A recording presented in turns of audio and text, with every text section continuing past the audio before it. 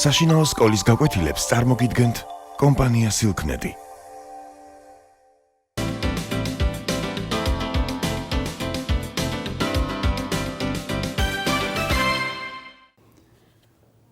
მოგესალმებით.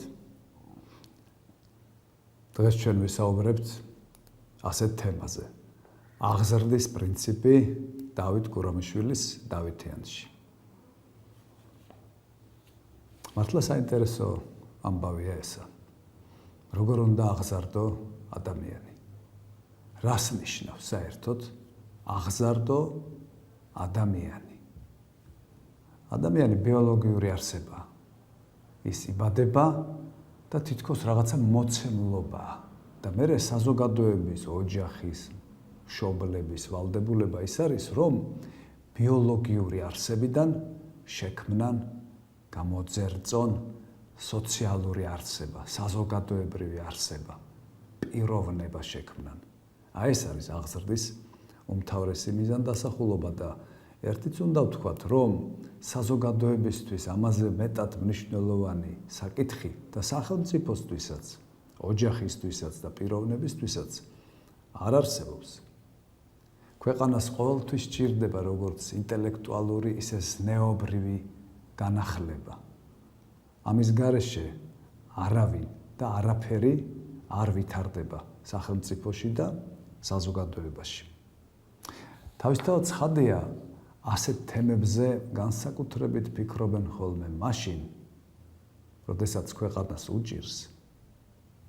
უფროსი თაობა მაშინ დაფიქრდება ხოლმე, რომ არასწორად ცხოვრობს ეთყობა და ფიქრობს იმაზეც, როგორ აღზარდოს ახალი თაობა, ისე, რომ ისინი უკეთესები იყვნენ, ვიდრე არიან მამები, პაპები და მათი წინაპრები ვიდრე ყოფილან. აღზრდას ორი მიზანი აქვს. ერთი, რომ მიამატოს რაღაც წინათაობას და მეორე, კარგად შეინარჩუნოს ის, რაც ღირებულია, რაც მნიშვნელოვანია, რაც ჩვენამდე მოიტანეს წინათაობებმა. ეს არის ძალიან არსებითი საკითხი და ახლა პირდაპირ და კონკრეტულად მოდით ვისაუბროთ, როგორ ხედავს ამას დავით გურამიშვილი და როგორ არის ეს ასახული დავითიანში. მე ბევრი რამ წამეკითხავს პედაგოგიკის ისტორიაში, მაგრამ ძნელად ვიხსენებ ან სულაც ვერ ვიხსენებ ასე ლაკონიურად ჩამოყალიბებულ მაქსიმას, რაღაცა თეზის, რაღაცა აზრს, როგორც ეს გააკეთა დავით გურამიშვილმა და რაც ეხება აღზრდას. ნახეთ როგორ დაწერა მან, რა თქვა. მაწვილი უნდა სწავლობდეს საცნობლად თავისადაო, ვინ არის, სიდამ მოსულა, სად არის, წავა სადაო. მოდი კარგად გავიაზროთ ეს. ორი სტრიქონია სულ და პედაგოგიკის, როგორც მეცნიერების, როგორც მიზნის, მთელი არსება არის ჩადებული აი ამ სიტყვებში. რა ლაკონიურია, რა ტევადია და რა მაგარია. კიდევ ერთხელ დაუფიქრდეთ. ყმაწვილი უნდა სწავლობდეს რისთვისო? საცნობლად თავისადაო. ადამიანი წუთის ოფელში იმისთვის გაჩნდა, რომ შეიმეცნოს სამყარო და ამაზე უწინარეს შეიმეცნოს საკუთარი თავი. ძველი ბერძნები ამბობდნენ, რომ აი ეს დიდი სამყარო, რასაც ჩვენ ვჭვრეთ, რასაც უყურებთ, ეს არის მაკროკოსმოსი. მაკრო დიდს ნიშნავს, კოსმოსი სამყაროს. ხოლო ადამიანი არის მიკროკოსმოსი, ანუ მცირე სამყარო. თურმე როგორც ბერძნები გვასწავლიან ჩვენ, მიკროსამყაროში არის ყველა კანონზომიერება, რაც არის მაკროსამყაროში. ყველაფერი ჩანს ადამიანში და თუ ადამიანი მოახერხებს საკუთარი თავის შეცნობას, თურმე ის შეიმეცნებს ამავდროულად მთელ სამყაროსაც. შეიცან თავი შენი, დელფოს ტაძრის შესასვლელში ეწერა. სოკრატეს მთელი ფილოსოფია ამაზე აგებული. საერთოდ ფილოსოფოსობა ხო თვით შემეცნება არის ადამიანისა. ამიტომაც დავით გურამიშვილი გვეუბნება ჩვენ, რომ ადამიანი სწავლობს იმიტომ, რომ შეიმეცნოს საკუთარი თავი. მერე მოვა უпростоრად გურამიშვილზე უწინარეს იყო შოთა რუსთაველი, რომელმაც გითხრა ავთანდილის ანდერტში წერია ეს. არავიქ ცოდნა რას მარგებს ფილოსოფოს და ბრძნობისა. რათ მინდა მე ამ ფილოსოფიური წიგნების კითხვა, რათ მინდა ამდენი სიბრძნის შემეცნება, თუ კი ჩემს ცხოვრებაში ეს არ გამოვიყენე, თუ ამის მიხედვით არ ვიცხოვრე, თუ ჩემი ცხოვრება იმის პრაქტიკად არ ვაქციე, რაც თეორიულად ამომიკითხავს ამ წიგნებში. რათ მინდა მე მაშინ, რაში მარგია ჩემი ცოდნა მაშინ, თუ ის უკეთეს არ გამხდის მე. და მე ნახეთ როგორ ამბობს რუსთველი, მით ვისწავლებით, იმიტომ ვსწავლობთო, მოგვეცეს შერთვა ზესთ წყობთა წყობისა, ღვთისგან დადგენილ ჰარმონიაში, წესრიგში, უნდა ჩაერთოს ადამიანი, ამიტომ სწავლობს. სამყაროში შენი ადგილი უნდა მოძებნო, ამიტომ სწავლობ. ყოველთვის არის შენი ადგილი, თითოეული თქვენგანის ადგილი, უნიჭო კაცი, არც დაბადებულა და არც დაიბადება ამ ქვეყანაზე. ღმერთი ყველას აძლევს რაღაცას. ის რაღაც უნდა აღმოაჩინო შენ თავში, რომ შენი კუთვნილი ადგილი დაიკავა და გამოადგე შენ თავსაც, შენს ოჯახსაც, შენს ქვეყანასაც და მთელ კაცობრიობასაც. ამიტომ არის სწავლა თვით შემეცნება, ჩახრმავება საკუთარ არსებაში და პოვნა საკუთარი ყველაზე მნიშვნელოვანი, საკრალური, საიდუმლო რაღაც ნამცეცებისა შენი სულის პოვნა არის მთავარი. ყმაწვილი უნდა სწავლობდეს საცნობლად თავის სადავა და თურმე რა უნდა გააკეთოს ადამიანმა, რომ გაიგოს ვინ არის თვითონ. ამისთვის სამივე დროში უნდა გაიაზრო შენი თავი. ვინ იყავი, ვინ ხარ და საით მიდიხარ. ყმაწვილი უნდა სწავლობდეს საცნობლად თავის სადაო, ვინ არის სიდა მოსულა, სად არის წავა სადაო.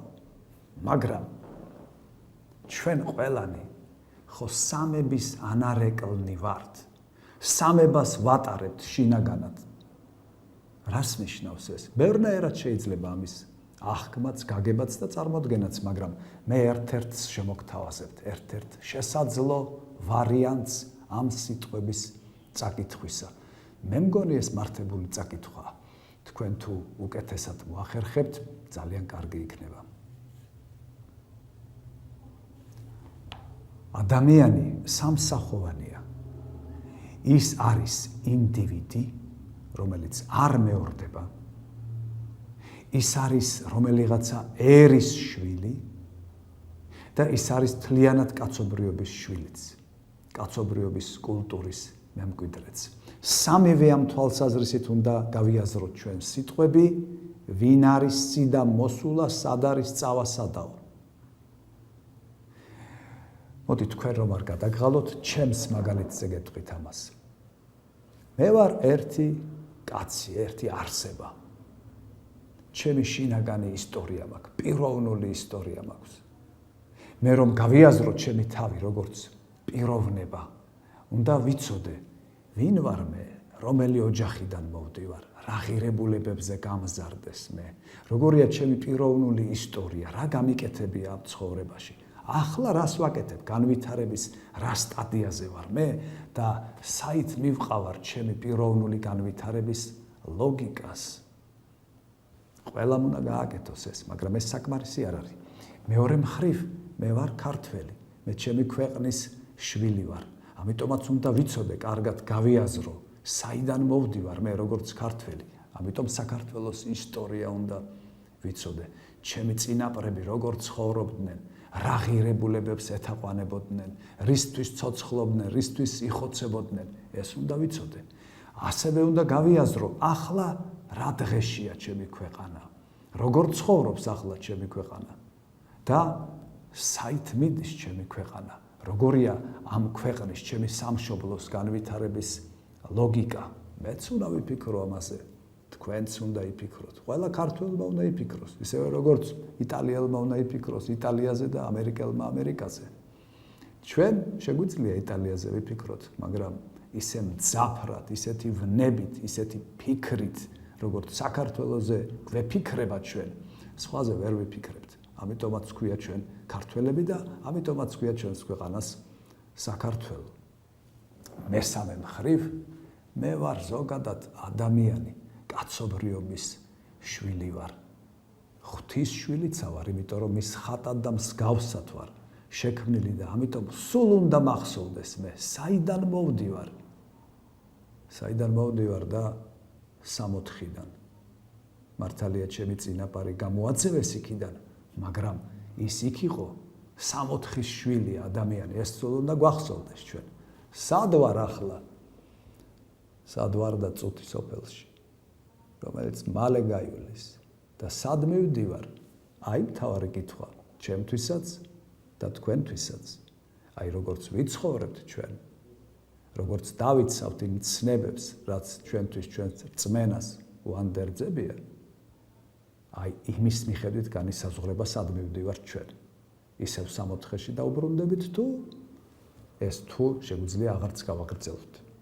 იმდენად არასასურველია. ხედავთ, ორად ორი სტრიქონი წავიკითხეთ და რამდენი რამის ხსენება დაგჭირდა, რომ ზუსტად მივხვედრილიყავით. რას გველაპარაკება ეს გენიოსი დავით გურამიშვილი. ახლა ძალიან მნიშვნელოვანია, რომ დავით გურამიშვილი ეხება მასწავლებლის პრობლემასაც, აღმზრდელის პრობლემასაც. ნახეთ, რას ამბობს ის? ბრძენს უწოდებს მასწავლებელს და გვეუბნება: აწ ბრძენი უნდა სოფელში, ეგრეთ ვით წმინდა ბერია, აი როგორც ბერი, წმინდა ბერი ცხოვრობს, ასეთივე უნდა იყოს მასწავლებელი. უმწიკლო, ზნეობრივად სრულყოფილი ადამიანი, იმიტომ რომ ასწავლოს სხვას დიდი ბედნიერებაც არის და უზარმაზარი პასუხისმგებლობაც არის ქვეყნის და ღვთის წინაშეც, იმ ადამიანის წინაშეც, ვისაც ასწავლი. ცხოვრობდეს, ერთ ასწავლიდეს, გახადოს მეცნიერია. მეცნიერი იმას ნიშნავს, რომ რასაც უყურებს ადამიანი, ხვდებოდეს, რისთვის არის, რატომ არის და როგორ არის. ბრძენმან არ უნდა იკადროს ურიგო რაც რამ ფერია, ბრძენის ურიგოთ ქცევითა ბაძით წახდების ერია. აი, დიდი პასუხისმგებლობა კიდევ მასწავლებლის რა არის? თუ შენ მასწავლებელი ცუდად მოიქცევი, არასწორად იცხოვრებ, მაშინ ერი შენ მოგბაძავს და ერიც დადგება ცხოვრების არასწორ გზაზე. შემდეგ გურამიშვილი ამბობს, რომ ადამიანმა უნდა ისწავლოს მაშინ, როდესაც მისი გონება და მისი გული ყველაზე მეტად მზად არის იმისთვის, რომ სამყარო შეიმეცნოს. ახალგაზრდობაში, ბავშვობიდან იწყება ეს შემეცნების, თვითშემეცნების, აღზრდის და სწავლების და სწავლის პროცესი. იმიტომ რომ მერე და მერე, როდესაც უკვე ადამიანი ჩამოყალიბებულია, როდესაც მას უკვე მდგრადი სისტემა აქვს თავისი შეხედულებების, მერე ძალიან ძნელია ამ სისტემაში შეჭრა გარედან და რაღაცის შეცვლა თავიდან. უნდა ააშენო კარგი შენობა, თორემ თუ ცუდად ააშენებ, მერე იმის გადაკეთება ძალიან ძნელია. შეუძლებელიც არის. უნდა დაანგრიო და თავიდან ააშენო, მაგრამ ადამიანის დანგრევა ხომ არ შეიძლება. შემდეგ ლაპარაკობს დავით გურამიშვილი ერთ ისეთ ცნებაზე, რომელიც ძალიან პოპულარული იყო ანტიკურ სამყაროშიც და შუა საუკუნეებშიც. ეს არის ბედი, ბედის წერა. ადამიანებს ძალიან მოსწონთ ხოლმე ასეთი თქმა. ანდაზაც არის რა, ბედი მომეცი და თუ გინდა სანეხვეზე დამაგდეო. თუ ბედი აქვს ადამიანს, ყველაფერი თავისით უსრულდებაო მაშინ. დავით გურამიშვილი გვეუბნება, ნუ იფიქრებთ თქვენ ასე. რუსთაველიც ამას გვეუბნებოდა. ბედი ცდა.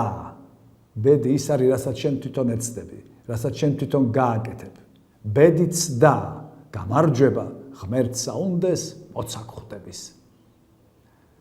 მართალიც არის, რაცა ღმერთს არა სწადდეს, არა საქმე არ იქმნების. იმას ვერ გააკეთებ შენ ძალიანაც რომ მოინდომო, მაგრამ თუ ღმერთმა დაუშვა რაღაც, ეს იმას არ ნიშნავს, რომ ის ავტომატურად ასრულდება. შენ უნდა გაისარჯო, შენი ბედი შენ თვითონვე უნდა შექმნა. გურამიშვილიც დაახლოებით ამას გვეუბნება.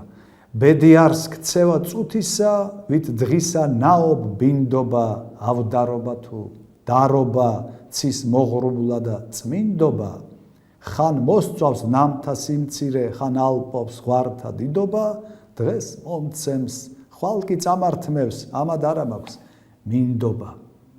და ამბობს, ჭკუა არის მთავარი, გონიერება არის მთავარი. ბედმან შეკრიბოს, ჭკვამ ფანტოს მექნების რასარგებელიო, ამბობს გურამიშვილი. და მერე იხსენებს რუსთაველთან ერთად იმას, რომ ადამიანი უნდა გაუბატონდეს თავის სურვილებს და არა დაემონოს მათ. რაც არ აგწადდეს, იგი ქმენ. უსდევ წადილთა ნებასა, გვეუბნება რუსთაველი. გურამიშვილი აგრძელებს.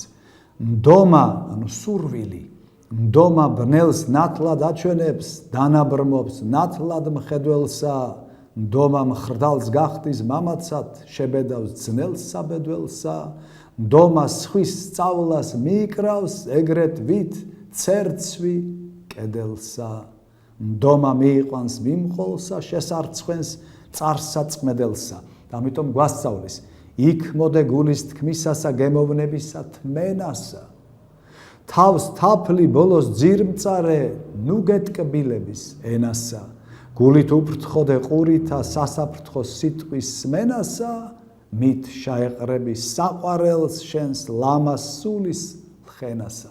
საყვარელს, ანუ იესოს, ღმერთს, შენს მარადიულ შეყვარებულს, მხოლოდ მაშინ მიახლები, თუ კი გაბატონდები შენს საკუთარ სურვილებზე და მათ არ გაიბატონებ თავად. და ბოლოს, რაც ძალიან არსებითია და ძალიან მნიშვნელოვანია, გურამიშვილი გვეუბნება, არაფერი არსებობს ამ ქვეყანაზე, ცოდნაზე უკეთეს საუნჯეთ რომ გამოდგეს. არც ერთი სიმდიდრე, არც ერთი და არანაირი კეთილდღეობა არ აღემატება ცოდნას. რატომ? იმიტომ რომ ცოდნა მუდმივად შენთან არის. ცოდნა თან დასდევს ცოდნელსა, რაზომსაც დაეტარების, აქვს უხილავი საუნჯე, ხელი არ შაეკარების, არც ცხადის ძალით წაერთმის, არც მალვით მოიპარების, ჭკუა უხმარ არს ბრიხვთათვის, ჭკუა ცოდნით მოიხმარების. და ამას მოსდევს შესანიშნავი სიტყვები, ისმინე სწავლის მძებნელო, მოყევ დავითის მცნებასა. ჯერ წარეჭამე, კვლავ ტკბილი თუ ეძებ გემოვნებასა. თავს სინანულის ჯობია ბოლოჟამ დანანებასა, ჭირს მყოფი, ლხინში შესული, შვებად მიითვლი ვნებასა. ადამიანი, რომელმაც იცის, რომ წუთისოფელი ორგემაგეა, რომ წუთისოფელში შეხვდება, აუცილებლად შეხვდება თან გასაჭირიც და ლხინიც, ერთიც და მეორეც, ორივესთვის თანაბრად მზად უნდა იყოს და ორივე თანაბარი ღირსებით უნდა მიიღოს. თუმცა თუ არჩევანზე მიდგა საქმე, ისევ სჯობს, ჯერ გაიგო რა არის სიმწარე, რომ შემდეგ ეს ყველაფერი სიტკბოთი შეცვალო და დააგვირგვინო.